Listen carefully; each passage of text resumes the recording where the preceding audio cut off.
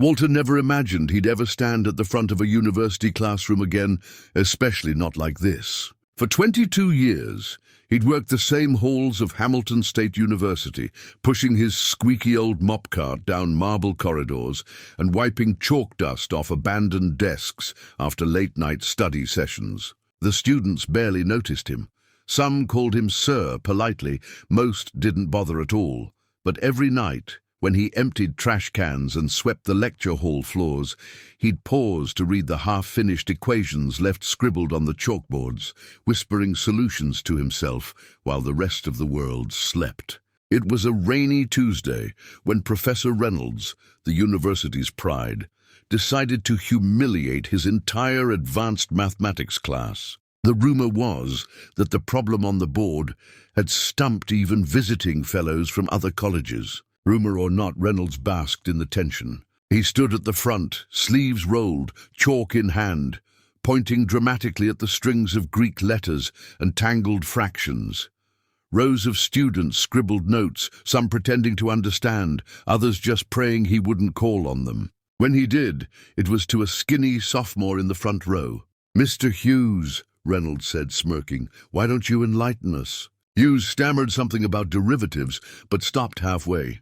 A wave of nervous laughter swept through the students. Reynolds rolled his eyes. He thrived on this, proving just how far above them he was. He tapped the board with the chalk again. "Does anyone have even a guess?" he teased. A hush fell. No one moved. Outside, thunder cracked. In the back corner, Walter stood quietly with his mop. He'd come in to empty the trash, but had frozen when he saw the unsolved puzzle. It was the same one he'd been muttering over for days while mopping outside the math department office. And now here it was, like a dare written in white chalk. His old heart thumped hard. He shouldn't. It wasn't his place. But something inside, maybe the teacher he used to be, whispered, "What if you could still show them?" Before he knew it, Walter's feet moved him down the aisle. The students watched him pass, some confused, some snickering behind their notebooks. Professor Reynolds raised an eyebrow, amused. "Can I help you, Walter?" he said, drawing out the name like it was a joke. Walter cleared his throat. "Excuse me, Professor, I think I see a way through it." The class burst out laughing, soft at first, then louder when Reynolds let out a booming chuckle. "You think you can solve what no one here could?" the professor said. Walter nodded, swallowing the lump in his throat. He glanced at the rows of faces, kids who saw him push a broom, but never knew he'd once stood at a blackboard just like this, back home, teaching the same principles before a war took that life away. Reynolds shrugged dramatically. "Be my guest," he said, handing over the chalk like a king giving a peasant his scepter. Walter's hand trembled just slightly as he stepped forward. He could smell the chalk dust, feel the grainy stick between his fingertips. Muscle memory flooded back. For a moment, the lecture hall blurred. He was 30 again, in front of eager students, his coat sleeves rolled, his mind sharp and alive. He turned to the board. The numbers danced, but made perfect sense to him. He erased one section carefully, then started to write. A hush fell again, thicker than before. The squeak of the chalk echoed louder than any laugh. Walter's letters were clear and steady, variables untangled, fractions balanced.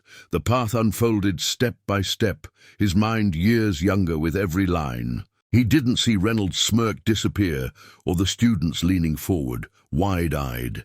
He saw only the math, and for the first time in decades, he felt like the teacher he'd never stopped being. Walter didn't hear the whispers growing behind him. He didn't see the professor's crossed arms fall slowly to his sides. All he heard was the soft scratch of chalk against the green board, the squeak that always used to calm him down, back when he was grading papers and explaining proofs to young minds who actually looked up to him. One by one, the symbols came together. Walter paused just long enough to check his steps, tapping the chalk gently on the edge of the tray. His calloused hands, cracked from years of janitorial work, now moved like a conductor's. Steady, sure, precise. A pencil dropped somewhere behind him. A cough, then nothing but silence. The air was thick, as if the whole room was leaning forward to catch every curve of chalk dust drifting down. Professor Reynolds tried to find something to say. He opened his mouth once, then shut it when he realized the final step was coming together. The impossible riddle, the one Reynolds had left up for days, bait for visiting faculty to marvel at, was dissolving under the hum of a janitor's quiet focus. When Walter placed the final equal sign, his shoulders sagged a little, like he'd just laid down a burden he'd carried for far too long. He stepped back, eyes scanning his work one last time. It was perfect. Neat, logical, undeniable. The students didn't cheer at first, they just stared, as if waiting for Reynolds to bark out some correction. But the professor only stood frozen, mouth half open, face pale under the bright lecture hall lights. Then, from the back row, someone clapped, just once, loud in the hush. Another followed, and then the whole room filled with hesitant, then growing applause. Walter turned around slowly. He didn't know what to do with the sudden attention. He'd spent decades trying to blend in with the marble floors and echoing hallways. Now, dozens of eyes were fixed on him, not with pity or amusement, but with respect. Awe, even. Professor Reynolds cleared his throat, but the words didn't come easily. "Mr. Walter, how did you—" He faltered, glancing at the proof, then at the old man standing in front of him, chalk dust on his sleeve where it used to belong. Walter managed a small, polite smile. "It's just math, Professor," he said softly. "Just takes time to look at it from the right angle." One student near the front piped up, Were you a teacher?" Walter nodded, his throat tight. "A long time ago, before I—" He stopped himself. He didn't owe them his story tonight. They could see enough in his work. Reynolds stepped forward, shaking off the disbelief like rain. He extended his hand.